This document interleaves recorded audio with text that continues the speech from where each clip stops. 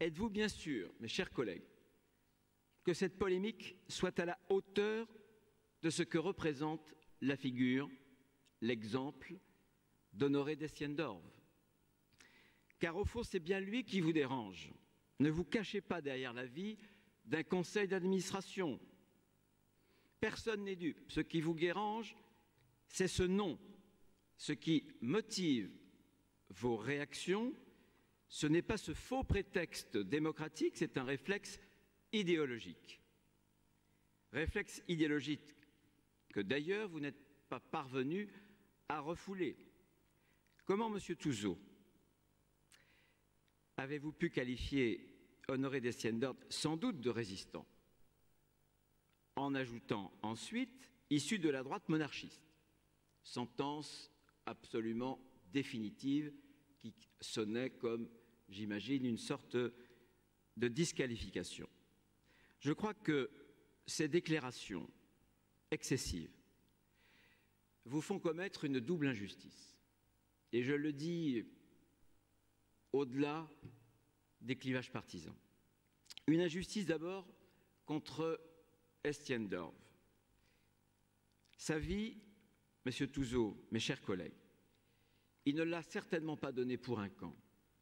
Il ne l'a pas donnée non plus pour un parti politique.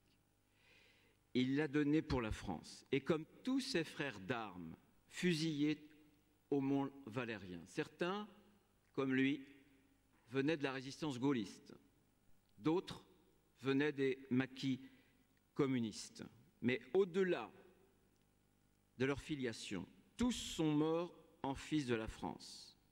Non, Destienne-d'Orves n'appartient pas à la droite, il appartient à l'histoire. Il est à vous autant qu'à nous, parce qu'il est à la France, comme Pierre Brossolette, comme Gabriel Péry aussi, et tant d'autres. Et c'est la raison pour laquelle vous ne rendez pas justice également à tous ces hommes de gauche, ces femmes aussi, qui il y a plus de 70 ans ont su placer la France au-dessus de leurs appartenances partisanes. Cette gauche, c'était celle de Jean Moulin, parti rejoindre à Londres un général qui n'était pas issu de sa tradition politique. Cette gauche était aussi celle d'Aragon, avec ce beau poème, La Rose et le Réséda, qu'il a dédié aux deux résistances, à celle qui croyait au ciel et à celle qui n'y croyait pas, celle d'Destienne-d'Orves, celle de Guy Môquet aussi. Le premier arrêté à Nantes, le second fusillé à Châteaubriand. Alors oui, cette polémique que vous avez lancée, elle passera. Elle passera comme tout ce qui est vain, car le lycée de Carquefou portera le nom d'Honoré Destienne-d'Orves. Notre présidente nous l'a rappelé il y a quelques instants. Et les seuls mots que l'histoire retiendra, ce ne seront ni les vôtres, ni les miens.